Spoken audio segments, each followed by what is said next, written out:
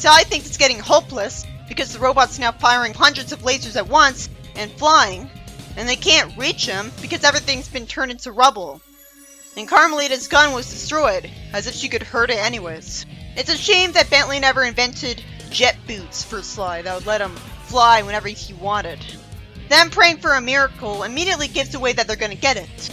Finally, Murray and Bentley come to save them. I was confused earlier that they let Sly go into a dangerous building without backing him up. So it's a good thing they proved they are his friends still. And it wouldn't be much of a crossover if they never helped them. There's a rope, and he's told to climb up and get out of here. Why won't one of the many lasers hit the rope though? That'd make more sense. I guess it's plausible because it's such a small target.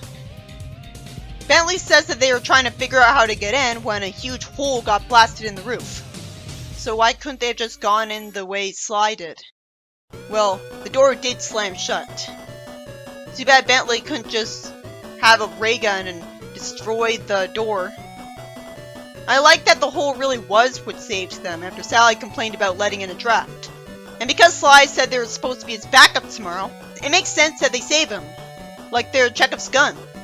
It's two Chekhov's guns. He says he's sorry they got a little too preoccupied with building his wheelchair for the past few days, and hopes Sly didn't think he was avoiding him.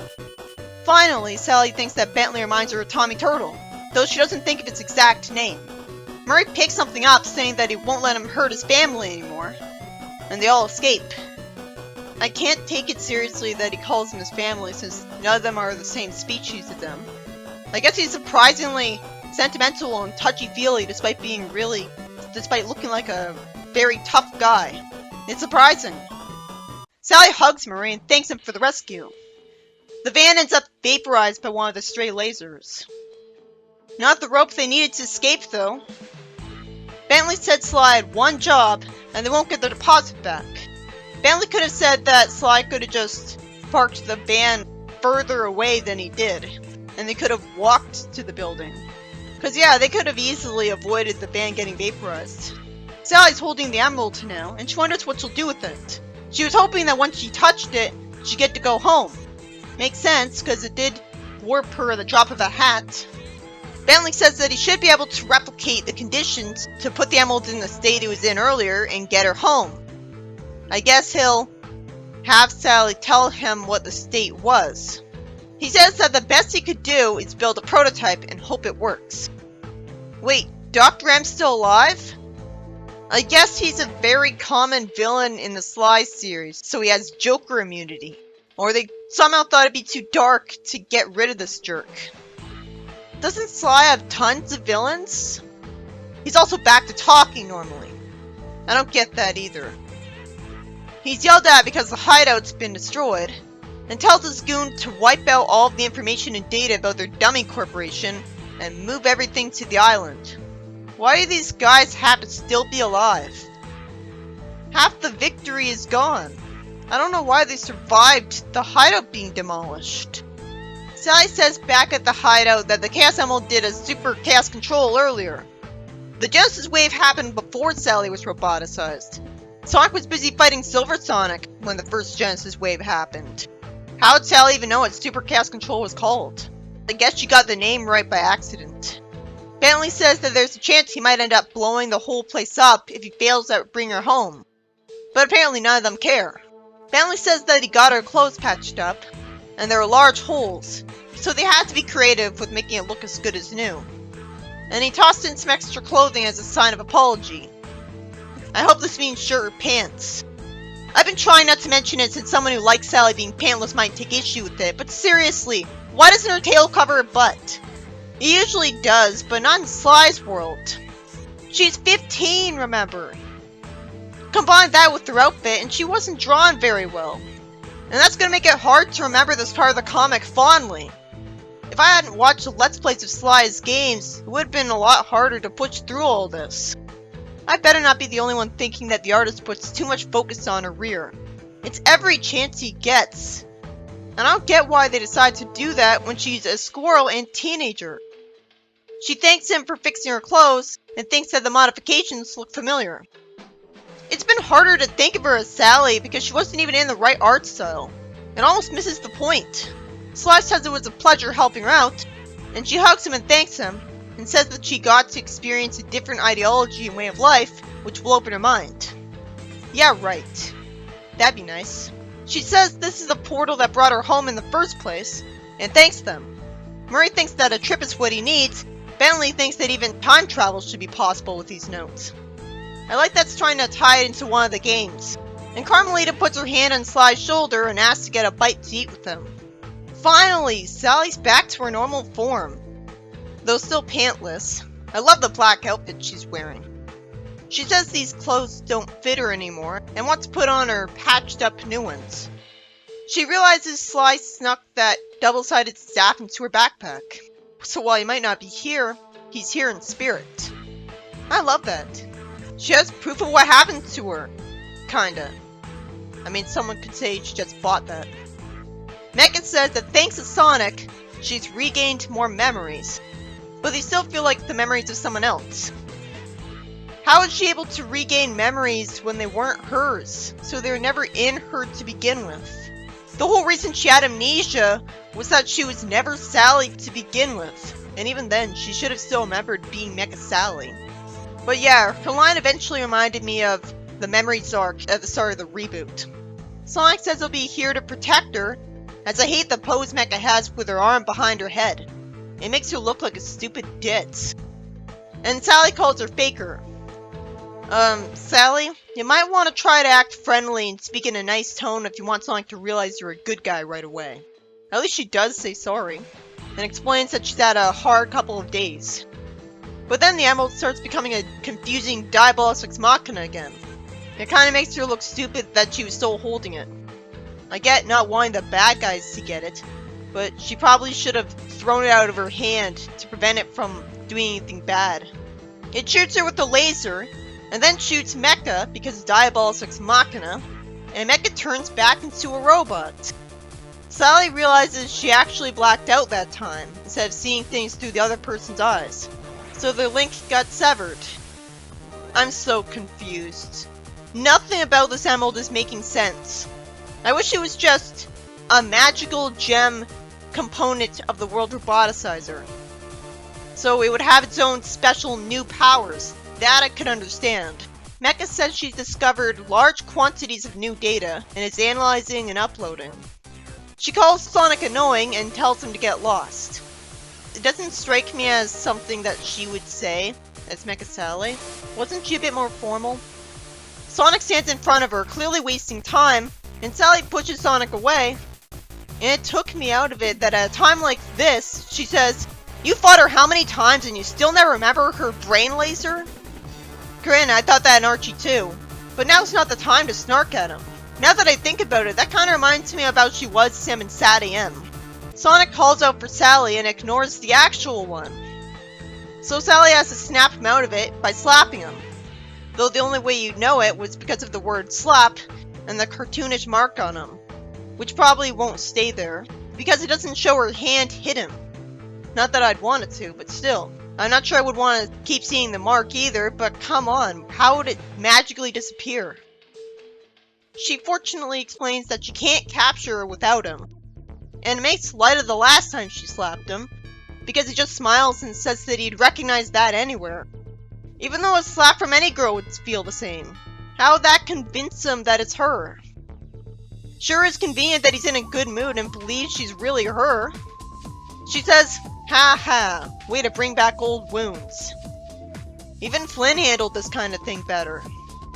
At least the description says that normally Sally would be diplomatic and calm, but they don't have time to talk things out. I'm just really confused that she's back to being a robot, because that's not what the comic was leading up to naturally at all. She would have just stayed organic, and then they could send her to a different group of freedom fighters. Maybe in a parallel dimension that needed a Sally. And she could visit her parents if she wanted to. Sonic says sorry, and doesn't want to destroy Mecha like a regular robot. Unfortunately, despite the way she talked about earlier, Sally says they're gonna catch her so they can return her to being organic. And she's actually smart enough to consider getting Naugus to de-roboticize someone again. And then Sonic agrees and runs over to New Metropolis and picks up and carries Ixis all the way over here to immediately get him to deroboticize her. No, that would be good writing. That would logically follow her plan. Instead, that doesn't happen. It's odd that nobody ever thought to tell Naugus to come with them on the way to saving Mecha Sally, since he could have deroboticized her on sight. I know he'd want to stay and rule a city, but you'd think he'd have no choice but to agree or everyone would hate him, because they realize he cares more about being there, ruling over a city, than saving the princess. The very idea that he's able to deroboticize makes it unbelievable that he tried to get all the Robians killed instead of deroboticizing them all. I have to assume that he didn't know he was able to do that back then. Mecha thinks that's kind of pathetic that she's trying to fight her with the cane. She tries to manipulate Sonic against Sally, saying that he said he'd protect her no matter what. She tries to make him think that Sally's the imposter, when it's obvious that it doesn't matter who the imposter is. One's an evil robot right now and one isn't. Sally says that she's just trying to manipulate Sonic, and somehow has faith in him that he knows what to do to save her, when every time he's fought Mecha Sally, he just harmlessly held her hands like a dumbass. How's it supposed to damage her at all, let alone do something to knock her out? I know she's his girlfriend, but come on, there's a time and a place for everything. He should have been spin dashing at her, or at least punching her using strong melee attacks. Sure, he could have damaged her, but she was a robot. It should have been obvious that any damage to her would be fixable anyways. As long as he hit below her head, I think things would be fine. Sonic kicks her, calling it tough love, and fortunately says, "Don't worry, Sally. We have to rough you up now, but you'll be thanking us later." I thought this comic would always have Sly and Sally in the same universe after she met him. Sally says they don't want to have to fight her, and Sonic spin dashes her into a granite wall. Mecha hits Sonic, and at least has a charming line, "Let me express my gratitude with a knuckle sandwich." Although, she was talking in a way that struck me as out of character from how Mecha Sally would have actually talked. Sally tells Sonic they need to double team and target her blind spots when she focuses on one of them. Mecha Sally uses her head laser, saying she's gonna have to blow Sonic away. I guess her laser hit the ground and not him directly, so that's why he'll survive. Mecha says that she knows Sally's at her limit, and cuts her. Mecha says that after everything she did, he still thinks she can be redeemed, and she easily tricks Sonic into hugging her so she can fly away carrying him, planning to kill him. She would have been guaranteed to win, but instead she decides to head back down and line up the laser blast to take out him and Sally at the same time. She doesn't actually have to do that. It's not like she only has 2 laser blasts, and it's better to conserve ammo. It's not like she has very little energy. She's just being arrogant. That's less Sally and more Eggman or Sonic. Good thing for Sonic that a Sally had a derp moment, because it seemed more natural writing for her to just stay in the air. After Sally bandages her chest and says her vision is blurry, she makes a desperation play and throws the cane at Mecha. That could have very easily just hit Sonic or not hit either of them, especially since her vision was blurry. Not to mention she was aiming for a small moving target. But fortunately, it hits Mecha in the head and causes a bit of an explosion. It turns out a self-destruction is imminent for her because Archie, Sonic, and Lion did that for her. I mean, because Eggman put a high-powdered explosive weapon directly next to her key components. It's not literally like she has a bomb in it, but functionally, it might as well be doing the Archie, Sonic, and Lion thing again. It just seems a bit cruel to have her almost blow up again. And Mecha is able to call Eggman criminally incompetent for it. Incompetent? How? He could blow up Sonic this way. Maybe he did on purpose. Maybe he didn't care if Sally would blow up.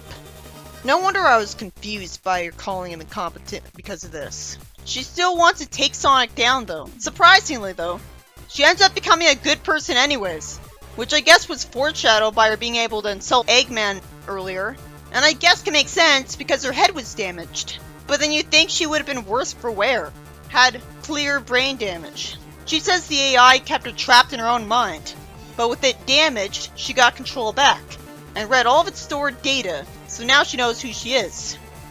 Yeah, She's Mecha Sally. She says she can't be saved and drops Sonic because she knows he can't survive the fall, and she explodes.